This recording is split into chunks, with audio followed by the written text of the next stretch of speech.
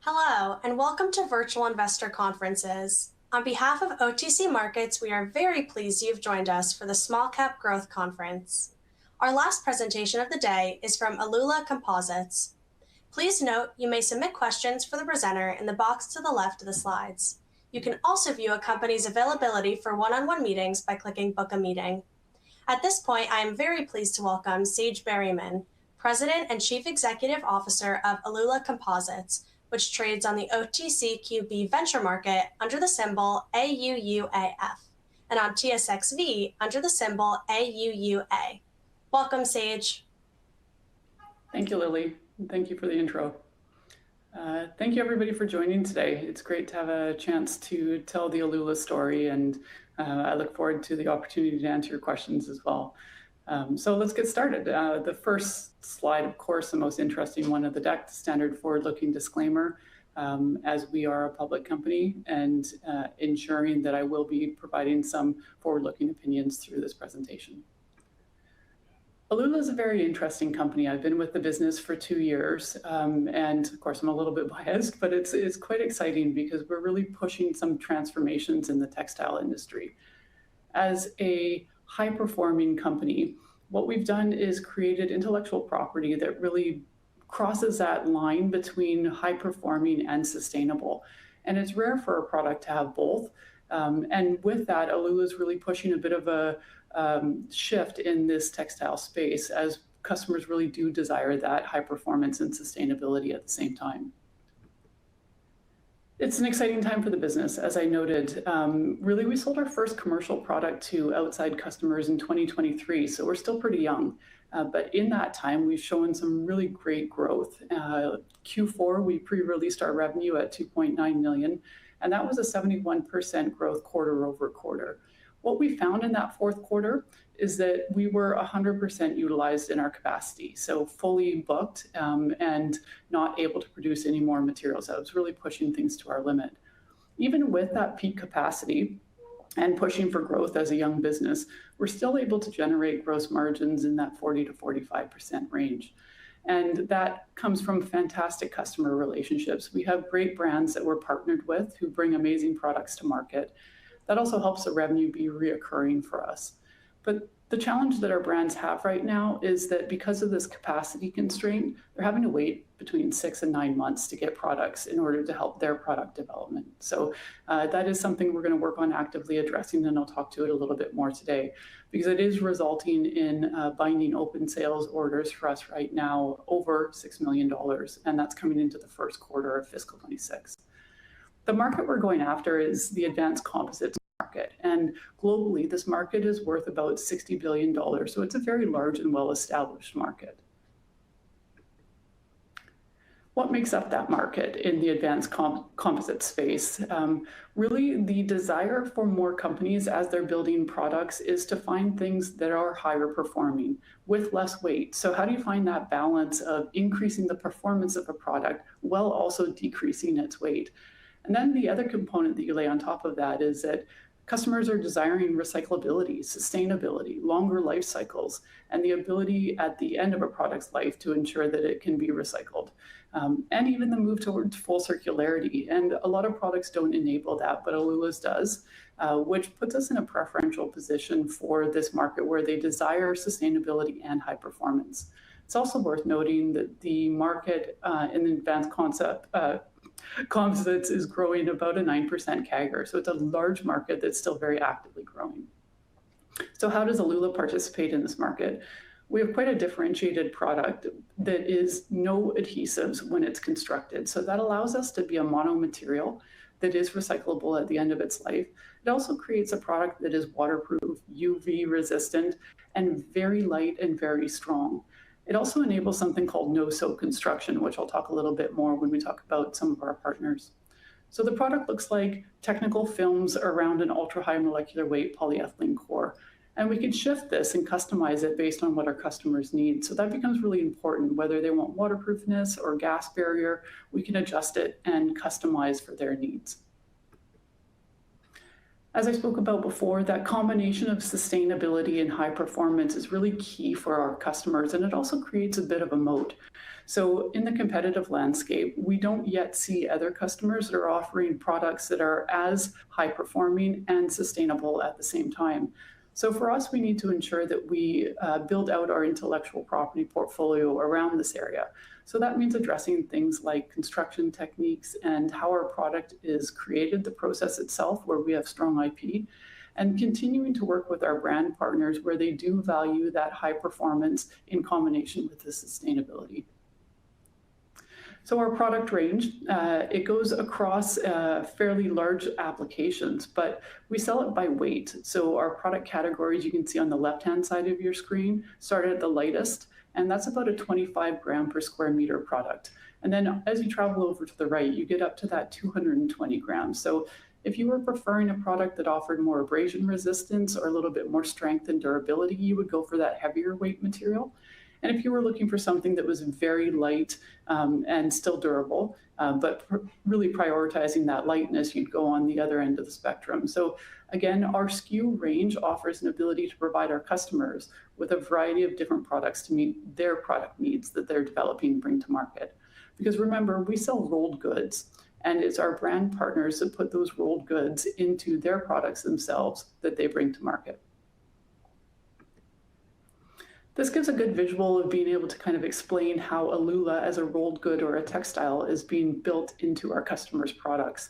So you see a variety of different uses. And one of the key things that's interesting with Aluula's material is that we are an ingredient brand, right? So we're working with partners. They will put an Aluula hang tag onto their product.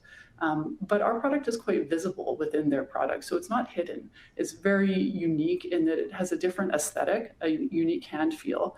And our brand partners value that when they're building products that want to be seen as different. And again, really driven by that performance characterization. So when we partner with our brands, they are really engaged with us on understanding how that product is going to improve their product performance as well.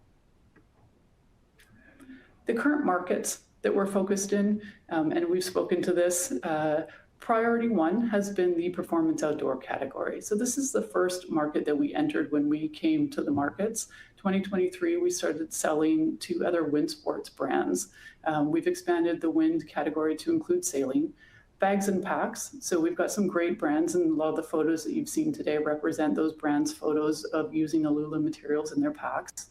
And we're starting to find more customers looking at footwear, apparel, et cetera, with Aluula materials as well. So we broadly categorize that as performance outdoor. The other category that we are just building into now is commercial and industrial. And this is a very interesting category for Aluula because our material and its high-performing characteristics are very valued by the customers here. So they're allowing applications that weren't previously accessible because of Aluula's material and the strength and the weight. And again, the ability to weld seams. So if you can remove sewing from a product, and a lot of points that used to be a weak point, it now becomes a position of strength. And this is something that our brand partners are starting to value more and more. As I said before, we've got some great partners. We've been very fortunate as a small company to have really strong inbound interest and to be able to establish relationships with some of the global leading brands in the areas that they participate in. This slide is a small example of the companies that we work with. These are the companies that have spoken about their relationship with Aluula publicly. That enables us to do so. But there's a number of others in our portfolio, in our sales pipeline, that we're not able to speak about because they're still in that development stage. So if you look at the bottom of the funnel, that's a very important stage when they're just receiving their initial sample materials and they're starting to build for field testing. So they'll build smaller units. And then they'll move up. So most of the logos that you saw previously would have been in stage 4. So they would have already launched their product. But we have a lot of demand that is building it with other high quality brands that are still in that testing phase. There's a bit of a limiter with our capacity issues that we're having right now to be able to move these customers through the pipeline. Imagine if you're a brand and you're really excited about working with a material. We agree that we would be great working together, and yet we can't get you your product for 6 to 9 months. So that's going to delay your ability to do your testing. So as we look at funding the business going forward, we do want to make sure that we have the ability to stock some finished goods inventory, which we haven't done previously. We do just-in-time manufacturing, but moving through this pipeline with a little bit more expediency will be quite helpful for our brand partners as well. Even with that capacity constraint, we are still seeing some very strong growth in numbers in the business. As I noted earlier, we did a record quarter in Q4 at 2.9 million revenue, and still saw gross margins within the 40 to 45% guided range that we've spoken to before. Q4 came on the back of another record quarter, which was Q3's number at 2.2 million. And when we look at our full year 2025 numbers, that brings our revenue to about 7.9 million. So again, strong growth at the early stage of a business with strong demand, which is leading us to trying to work through our ability to increase our capacity. We've also spoken to the fact that our binding sales orders are increasing. So we are seeing on average about $3 million of open sales orders as we close out a quarter. But we also denoted in our shareholders letter that we distributed in December that at that point for the full year, we were sitting on about over $6 million in binding orders. And again, that was just going into the start of our current calendar year. Most of this is driven by, as we looked at that sales pipeline previously, the increase of new customers coming into the pipeline, as well as current customers increasing the sizes of their orders over time. So for us, it's really important to establish that long-term relationship with our brand partners. Some of them may have only launched their first Aluula product because we're so young, but we want to ensure that that's a great experience and that's received well by the market, which a lot of them have been. And then we want to grow that relationship over time. We also want to make sure that we're bringing new customers and new types of customers into that pipeline because we have multiple different industries that we can service with our product. Management brings in some very strong operational rigor, and we've been doing this over the couple of years that I've been involved with the business. We really want to ensure that we keep OPEX as flat as possible as we grow. This is a very capital efficient business. So as we look to expand and build out the infrastructure to expand our capacity, we also want to make sure that we're keeping our OPEX low as a percent total of revenue, because that's going to help drive profitability for the business overall. And you can see the trends advancing in that way for how we are managing the business from an OPEX perspective. So I've spoken a lot about the need for additional capacity. So what are we doing? We spoke about it, as I noted in the shareholder letter, that we do want to find a path, and management's been working to build that path out to help expand that capacity. And we will come forward to the board with a recommendation. We are planning to look at adding on an additional new manufacturing facility, which would help us build 1.5 meter product, which is the industry standard. And we've been speaking to the markets and our customers about this for quite a while. Our customers are quite eager to have that 1.5 meter. It makes their manufacturing process more efficient, so it's important for them in our growth. It's also important for us to be able to expand to hit those sales demands that we have booked from customers currently. So we've put together an operational plan that we will bring to the board for approval that looks at this new facility. And we're planning for that new facility to give us a 10x increase in our current capacity. So lots of room for us to grow into. Again, it's a very capital efficient business, so that won't be costly for us to do. We also know that we require some working capital as our business continues to grow. And with this, we talked in that shareholders letter to the fact that we would be exploring a potential equity raise in early 2026, which will help fund this capacity development as well as the working capital. And then I think we spoke about the stocking of finished goods SKUs. As we bring this new capacity online, then our commercial team is going to have the fun, because they've had to have their foot on the brake to date. They're going to have the fun of being able to fill that capacity. If you look at our financials historically, we've spent very little on sales and marketing to date because we don't want to push until we have the ability to satisfy that customer demand. So once we have that capacity, we'll give the sales team a little bit more funding and budget to be able to go utilize that. And then One thing that I haven't spoken about too much today is our R&D, or our technology portfolio development. So it's a very important aspect of the value that we're creating. Having that intellectual property that is really innovative and driving that high performance material is key. One of the examples of this is a product that we spoke about in our Q3 results, that we have an early proof of concept for a waterproof breathable. Our team continues to work on that, and if and when the board does take a decision on an equity raise, some of that funding would also help accelerate some of this new product development, as well as our current products as well. Our R&D team does split their time of looking at new products, but also focusing on optimization of current manufacturing techniques. So they've been really key as we evolve our manufacturing process to be more mature, giving us better quality, consistency, and larger batches as well. Fairly clean cap table. We're still very tightly held with about 45% insider ownership. Our fully diluted shares at about 30 million, and our total shares outstanding about 26 million, bringing our market cap, Canadian dollars, I should say, around 100 million in that size, fluctuating a little bit. And as I noted, that insider ownership is really tightly held between our board and directors and management team. Our two early founders are still part of the board of directors, which is fantastic to maintain that insider support as the business continues to grow.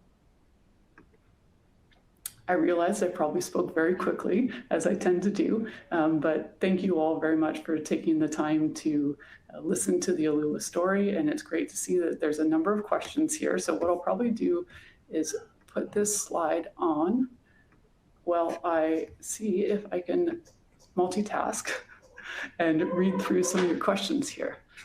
Thank you so much for sending these in. Okay, let's see. Yeah, so the first question, you mentioned that Aluula is currently operating at full production capacity. Could you share the plan for expanding manufacturing and improving production capabilities in 2026 and 2027? Thank you for that question. Yeah, as I noted, that's our top priority, honestly, right now. And we've been putting an operational plan in over the last few months. It's quite detailed. And we've been looking at different spaces and looking at the equipment that's needed, and actually to the point where we're negotiating on both of those things. We're ready to go. And what we need to do, of course, is, as I spoke about earlier, potentially raise some capital to support this. So the plan is well underway, and I think for the business, we're ready to go. It's just going to take some time to execute once we get those funds in hand. So project plan well underway, increasing the size, giving us that 10x ability from a manufacturing perspective, and then the implementation and execution of that would happen as soon as we had the funding to be able to do so. How should investors contact you? The last slide that I showed has the investor relations email, so ir@aluula.com.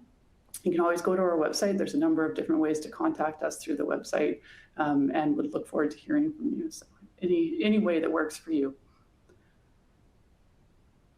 Okay, so of the 6 million binding purchase orders for 26, what is must ship contracted volume versus more flexible take or pay? So we have, all of those are legally binding. So those are firm orders. Some of them, about 5 million of that is ASAP. So those customers would like those products as quickly as possible. And then just over 1 million of that is spread out through some, so they've pre-planned as to when that volume is going to be needed and push that through the fiscal year. So you'll hear that we spoke about that $6 million as our binding orders on hand right now for this fiscal year. Again, 5 million of that would be taken as quickly as possible at the customer's preference, and the remainder, just in excess of 1 million, would be spread out over the next couple of months. Given the strong growth, but the need for fresh capital, what is a reasonable way for investors to think about the trade-off between near-term dilution and reaching a scale where you can self-fund for growth? Again, a very good question. Thank you for that. I think a good way to look at it is to look at our historical performance. And if you look at the top-line revenue growth that we've been showing, again, without proactive sales and marketing efforts, you look at the gross margin we're delivering, and then you go back to that focus on OPEX. you can see that the business is probably not far from profitability. So when I spoke about the real value that we're building for shareholders as being three core components, one is that core business, top line revenue growth, good margins, a very operational focus. The second is a premium product with a premium brand, very key. And then the third being that technology and IP portfolio. Those three things come together to really drive the value of what Aluula is building from an asset base. So when I think of dilution, I think of that dilution coming in potentially from an equity raise near term, and really 2026 being a build year, right? It's going to have an impact on margins as we stretch our team and build out another facility and still deliver on the orders that we have on hand, and we'll be running those in parallel. So 2026, consider it a build year. But then when you look forward and you consider we would be entering 2027 with that capacity online, that's when you really start to see the ramp for Aluula. And we're quite excited about that period because I think we should be able to be self-sustaining. My hope is that this is a one-time capital raise for the business. But if you look at the growth we are driving and the margins that we're able to do it with, I think you can see a very strong future from a financial performance perspective as well. And then, of course, underpinned by those three core areas that I spoke about as driving the overall asset value for Aluula. Oh, lost my spot here. Okay. A question around the ingredient brand strategy. What does it look like at scale? Is it powerful from a pricing and long-term margin? It's a very good question. It's a very strong strategy for us, but it really depends on reciprocity and collaboration, right?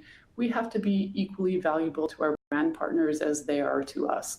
So I speak a lot about the fact that we are delivering a high performance product that does come with a premium price. These are expensive products. And in these categories that we play in, having a quality product that is at the top of its price category has to be backed up by that performance. And so when we work with our brand partners, we always understand in day one that that has to be with reciprocity. They have to benefit and we have to benefit. And I think the long run, the consumers benefit, right? You're having access to these higher performing products that have existed previously. But in order for that ingredient brand strategy to work effectively, we have to be mindful of that going in. And for a lot of these very large companies that we're working with, they're not used to working with companies that are of our size, right? Young, nimble, really driving that aggressive growth. So the understanding of mutual benefit out the gate and how we interact with each other on a regular basis is very important. And I think this will continue to drive value for our brand partners and for ourselves and our shareholders too.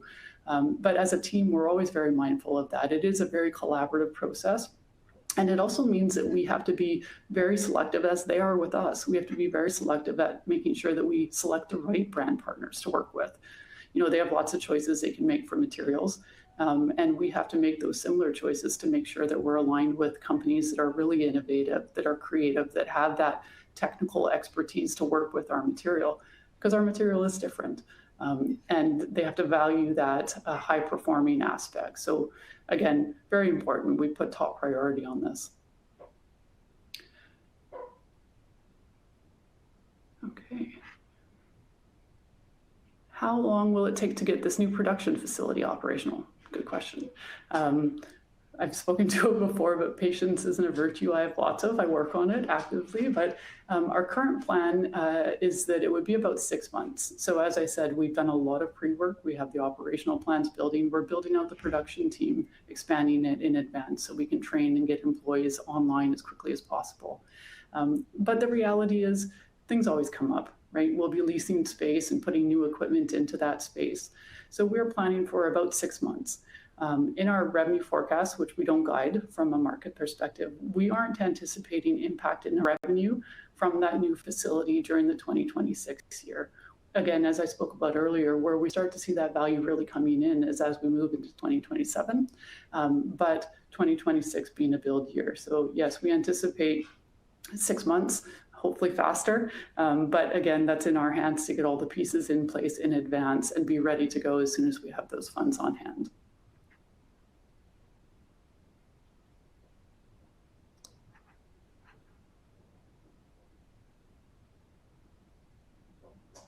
Today, Aluula's sales appear to be primarily consumer-driven, with a Buy Canada policy gaining momentum. Do you see opportunities to expand into government and public sector procurement in the future?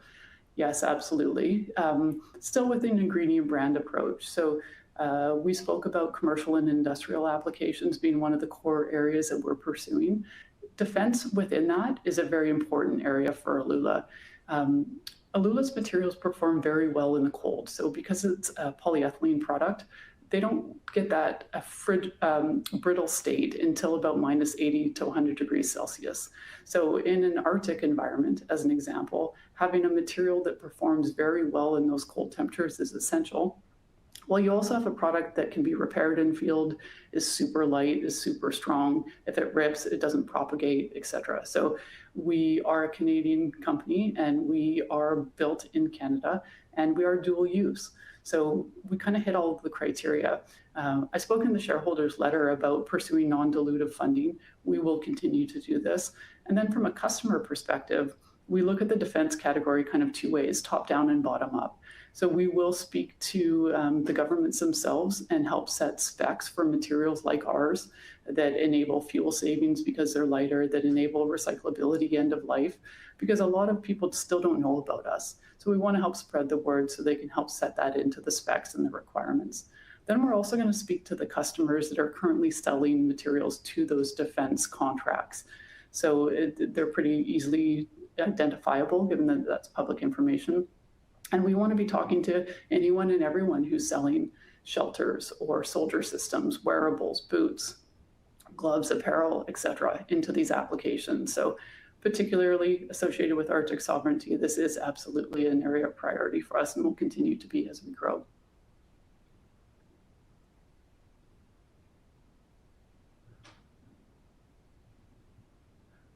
Just trying to read through here.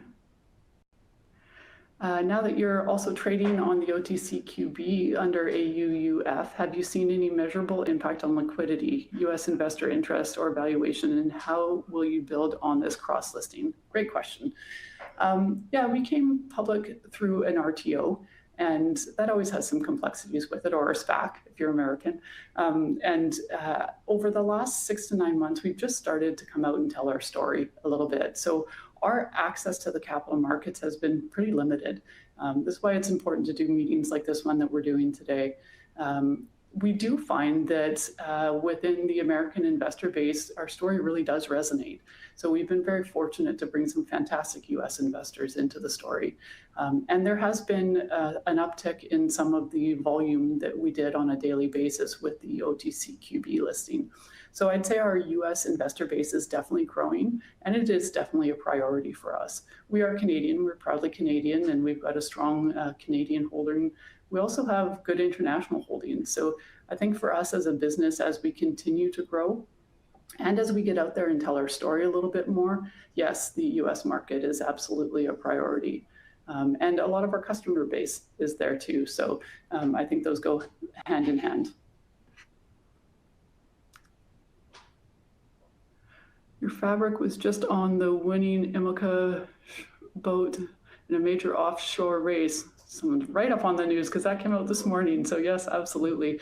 How does that type of performance proof translate into concrete revenue opportunities in sailing and marine over the next 1 to 3 years? Very good question. And I think the real key for us is to remember that we are selling a premium product and it has to perform. So the more examples that we can have of real customers using the product in real world scenarios and sharing how it was that it impacted the performance, I think it's helpful for everybody. You know, our product is different, and I've talked about it before. The ability to move to a no-sew construction, welded seams, the hand feel, the look, the sound, the aesthetic of the material is very different. And you don't change industries with incremental innovation, right? This is a big shift. And I think the example that we saw in sailing and that article that came out today is a great example of that. The more that we can have real users sharing that real user experience, the more other people are going to understand and want to test it.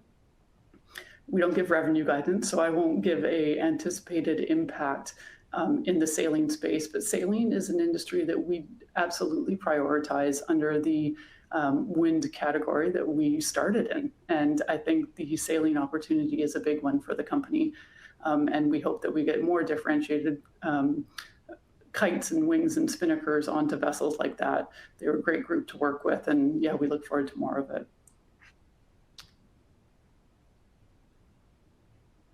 Thank you. Some lovely comments. It's great to see this engagement. It's fantastic. I probably have time for about one more. What are the top 2 or 3 things you hope investors take away from your presentation? Aluula's offering a different solution in a time that the industry needs it. PFAS-free, no forever chemicals, recyclable, and high performance. And I think we're in a unique time where the market is recognizing that and asking for that in our product. And also we've got the management team to back it up. So it's an exciting time. We really appreciate you guys joining today and spending the time to listen and to ask the questions. Please don't hesitate to reach out. As I said, go through our website. There's lots of information there. Thank you, everyone. Really appreciate it.